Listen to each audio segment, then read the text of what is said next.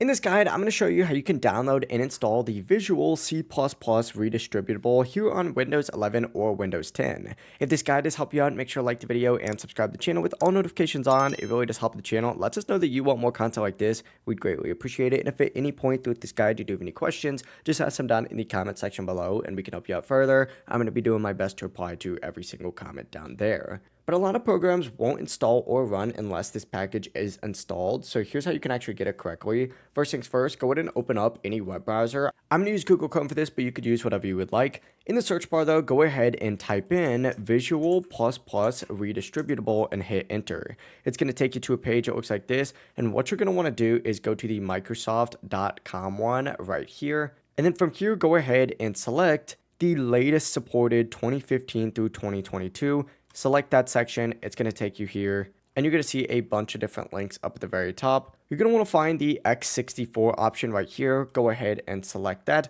and it's going to start downloading just like so. Simply go ahead and double click the installer file and then it's going to open up a page that looks like this. Go ahead and select install on this page and wait for it to load. As you can see, I already have it installed for me, so I don't need to actually install it again. But that is all you need to go ahead and do. After doing so, you are good to go. You're going to have Visual C++ Redistributable. And if this guide did help you out, make sure to like the video and subscribe to the channel with all notifications on. It really does help the channel. It lets us know that you want more content like this. And if you did have any questions, just ask them down below and we can help you out further. Have a great rest of your day. Peace.